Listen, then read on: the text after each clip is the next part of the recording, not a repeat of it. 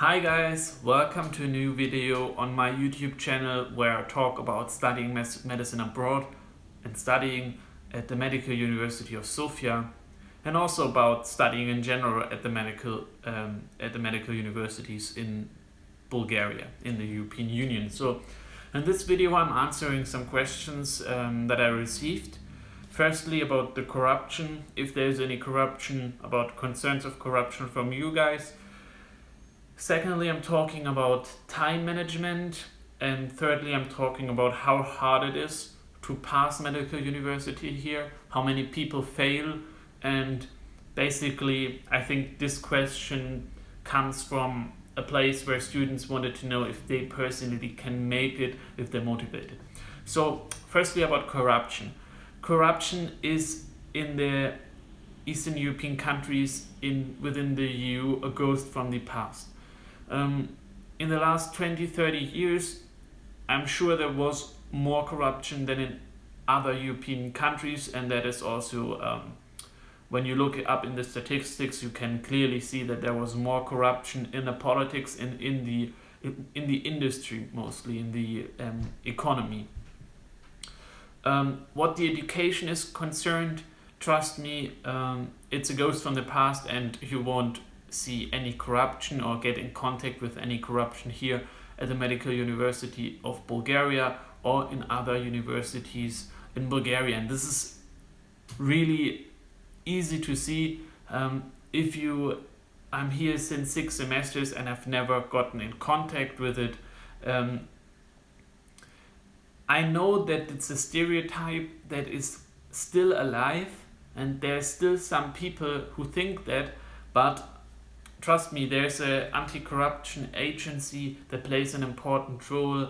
There is EU legislation. Our study content is constantly checked by administration to fit the European guidelines, and the rules are being followed very strictly. And there's not a lot of free space for corruption at all. So far about corruption, to say it in one sentence, it's a ghost from the past. Don't worry about it. You will never get in contact with it.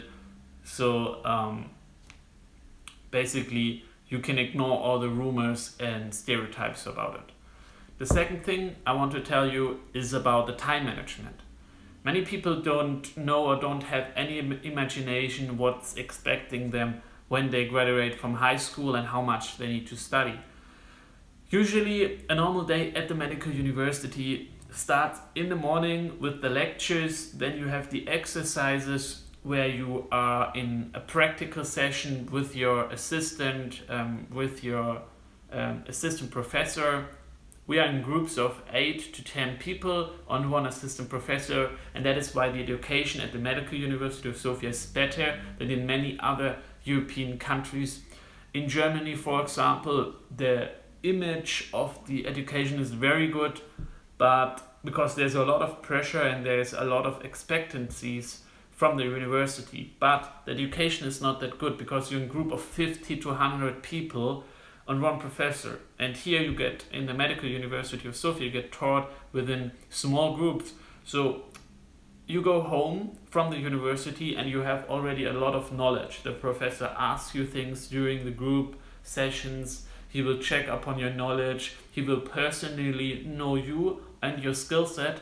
So he will individually be able to explain you things better. And if you have a question, you can even ask him. You can come to his office, and he's not too busy not to answer you and not to help you out. And I've never had a situation where I got rejected by a professor because he was too busy in the office and he wouldn't give me an extra date. And some professors even give you the phone number or Facebook number. It rarely happens, but there are some really nice professors that do it, so you can answer even things over Facebook or WhatsApp. Especially for organizing things, and they will always help you out. So there's a lot closer contact, the groups are smaller, and that's why after you go home from the university, you have more knowledge, okay? And then it's really important to study every day 2 hours. Yeah, no matter what day it is, if you study 2 hours, you will never have issues. And what some people don't understand is they think they're gonna go through med school, somehow sneak their way through it, and that's not happening, by the way. And then they become doctors and they just work. And that's really a wrong image of the field, because nowadays actually it's in all other fields as well, because the world is changing so fast due to the technological advances, but especially in medicine, it is so necessary to study through your entire life. If you want to become a doctor, you need to be open to studying your entire life every day. You need to read, you need to check your cases, you need to improve your knowledge. Let's take the field of surgery. In the field of surgery, within 5 years, all knowledge, 50% of the entire surgery knowledge gets old and unuseful. So every 5 years you need to study 50% of the entire knowledge of your field. That's how important it is to continue studying after university. So start early, don't start in the clinical period where you should already have the knowledge. Start in the first semester to study every day, and then you won't have any trouble, because according to what I've seen, most people struggle, most people have problems, most people fail because they start studying in the exam session, they feel a lot of pressure, a lot of stress, they see that it's not possible to do it, and then they just give up, they don't study a lot, they just look and they read, and they don't have any system to pass the exams. Then they don't attend the exams, and they say, I'm gonna do it in the summertime, in the summer session, in the redeeming session, and then again they will not study, of course, in the summer and do other things and start too late. And the people who then fail, they never realize that they should have studied on a continuous basis. So study 2 hours a day, and then when the exam session comes, which takes usually 3 to 4 weeks of intense studying, you study 8 hours a day, but you take 1 hour per week off and you just do things you like, you relax. And according to a study that I've recently read, the best system of studying is 8 hours a day with 1 day completely free within the week, and the brain is not functioning to study more, or it's not effective to study even more. So this is the optimum amount. And yeah, so far about the study management, about time management.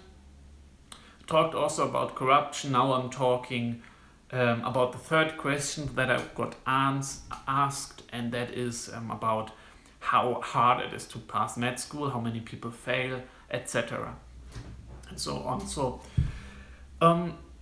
there's many opportunities to repeat exams, and there's a difference between dentistry and medical school. So in dentistry, in the faculty of dentistry, a lot more people fail, and it's a lot harder, and this is because you can only for the dental subjects, for the dental exams, you can sometimes only take them twice. For the medical subjects, you can take them 3 to 5 to 6 times. It depends. The system is as follows: you have exams in January in the winter, and you have exams in the summer in July or June. Usually it's June until the end of June or until the start of July, the exam session.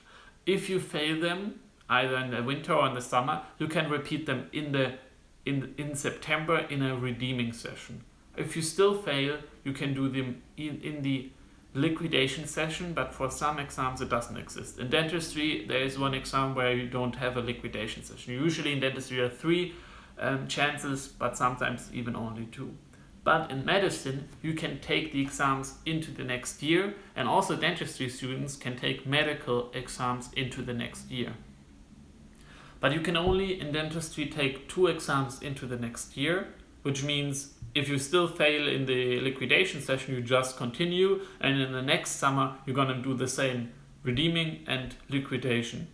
And then of course you need to have passed it, but if you have 5 or 6 chances, trust me, you will do it. There's no one who fails. So in medicine, very rarely people fail. But in dentistry, because the dental subjects you need to pass after the end of the summer, so liquidation session is your latest date where you need to pass, there's kind of a group of people every year who fail it, and they have to repeat 1 year.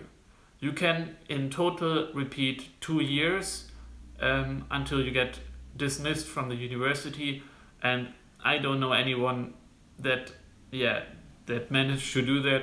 So it's not very hard, and if you study continuously, if you are interested in your field and interested in becoming a doctor, and you don't just do it because your parents pressure you, trust me, you will not have any problems at all, and you receive a great education at the Medical University of Sofia. That's it. I hope I answered your questions well, and if you have questions yourselves, just write them down in the comment section and I'm gonna answer them in the next video. I hope you liked the video, and sorry for my bad English, but I'm from Germany, so I have a German accent and I'm not used to talk in front of the camera, especially not live as I'm doing right now, so excuse me for that. I'm out, see you in the next video.